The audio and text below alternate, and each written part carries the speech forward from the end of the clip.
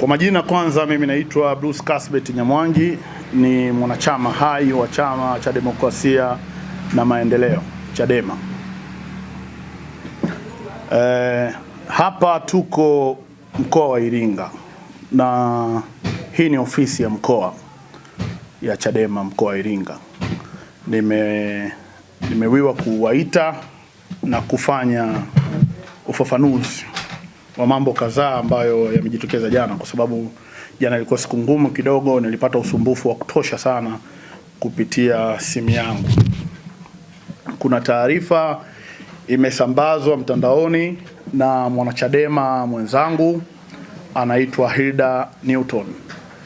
Taarifa inasema kwamba tahadhari, wananchi wanachama wawe na tahadhari dhidi yangu mimi, nimetajwa kwa jina, na ndugu Daniel Naftali ambaye naye ni mwanachama hai mpaka muda huu tunavyoongea, mwanachama wa Chama cha Demokrasia na Maendeleo.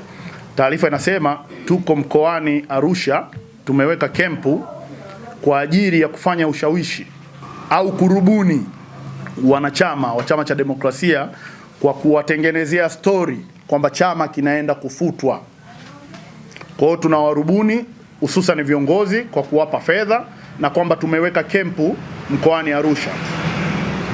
Sasa taarifa hizi zimezua taharuki kubwa sana, na kwangu mimi zimeniletea usumbufu. Kwa hiyo nikaona lazima tu clarify jambo hili, tuliweke wazi ili kuondoa sintofahamu, kwa sababu mimi nina image ya kuwa mwanachama lakini pia ni kiongozi wa chama hichi cha Demokrasia na Maendeleo. Mimi nina takriban wiki mbili niko mkoani Iringa, kwa sababu Iringa ni nyumbani. Tarehe 29 kama sikosei, 28 au 29, makamu mwenyekiti wa chama taifa alikuja mkoani Iringa na alifanya ziara kwenda kutembelea familia ya aliyekuwa mwenyekiti wetu wa jimbo Frank John Nyalusi, Mungu amlaze mahali pema, kwenda kusalimia familia lakini pia kuifariji. Mimi nilikuwepo. Baada ya hapo tarehe hiyo ni 28 au 29 au 30, mimi nimekutana na mwenyekiti wa mkoa Mheshimiwa William Mungai. Tumekaa eneo la Kalenga hoteli pale kwa zaidi ya masaa 5 tunaongea. Lakini hiyo haitoshi. Kwenye msiba wa Mheshimiwa Waziri William Lukuvi wa Ngimembe, mimi nilikuwepo, ushahidi yupo wa picha. Kwa hiyo kumekuwa na desturi ya kuokoteza maneno yasiyofaa na kwenda kuwabandikia watu. Hichi ni kitu kibaya sana. Hichi ni kitu kibaya sana. Nimekuja hapa na nimeshika katiba ya chama. Katiba ya chama inakataza, hususani ukienda sura ya 10.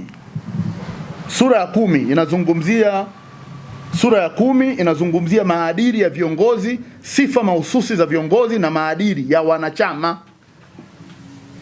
Mimi mpaka muda huu tunavyoongea, mimi ni kiongozi mwenyekiti kamati ya uenezi kanda ya Nyasa. Hii staili ya baadhi ya wanachama kushutumu wanachama wenzao na viongozi bila kuwa na fakti ndio imetufikisha hapa. Hii staili ya kuwa tunashutumiana hili bila kuwa na kuleta fakti, hii staili haikijengi hiki chama, inakibomoa. Haikijengi hiki chama. Yaani tunaacha kujikita na namna gani tuweze kubeto na Chama cha Mapinduzi. Tunaanza kufanya beto za interno, ndani kwa ndani. Mnapata nini? Mnapata nini? Faida yake ni nini? Mimi ndio niseme, ndugu waandishi wa habari, mimi bado ni mwanachadema, tena mwanachadema hai. Kadi yangu hii hapa, na mimi ni kiongozi. Kama hamtaki niwe kiongozi, fateni utaratibu. Ofisi ya kanda nayo itafanya utaratibu, itaniondoa.